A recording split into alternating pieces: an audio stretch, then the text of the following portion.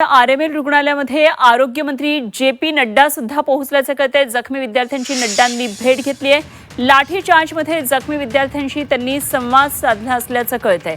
RML रुग्णालयामध्ये केंद्रीय आरोग्यमंत्री जे.पी. नड्डा सुद्धा पोहोचलेले आहेत आणि या ठिकाणीचे जखमी विद्यार्थी आहेत। काल आंदोलनामध्ये ज्या विद्यार्थ्यांना लाठीचार्जच्या वेळी जे जखमी झाले होते ते सध्या आरएमएल रुग्णालयामध्ये उपचार घेतात आणि त्या विद्यार्थ्यांना भेटण्यासाठी आता नड्डा सुद्धा पोहोचलेले आहेत। लाठीचार्जमध्ये जखमी विद्यार्थ्यांशी त्यांनी संवाद साधल्याचं कळतंय।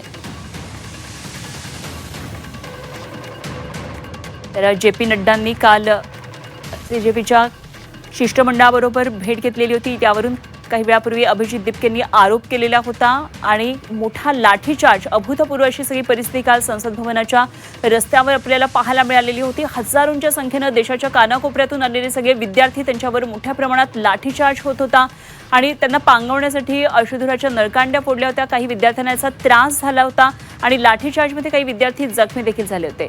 सरकारवर या संदर्भात टीका होती आहे आणि आरोग्यमंत्री जे.पी. नड्डा आता अशा या विद्यार्थ्यांची भेट घेण्यासाठी आरएमएल रुग्णालयामध्ये पोहोचले। त्यांनी विद्यार्थ्यांची विचारपूस केली आहे। जे विद्यार्थी जखमी झालेले होते त्यांच्या तब्येतीची त्यांनी विचारपूस केलेली आहे।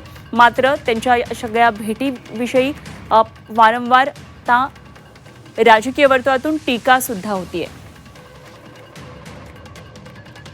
तर जे.पी. नड्डांची दृश्य आपण पाहतोय। विद्यार्थ्यांची भेट घेऊन आता निघालेले आहेत। माध्यमांना त्यांची प्रतिक्रिया हवी आहे, मात्र कुठलीही प्रतिक्रिया देण्यास त्यांनी नकार दिलेला आहे। आरएमएल रुग्णालयामध्ये जे.पी. नड्डा यांनी जखमी विद्यार्थ्यांची भेट घेतलेली, मात्र कुठली प्रतिक्रिया देण्यास त्यांनी नकार दिलेला आहे।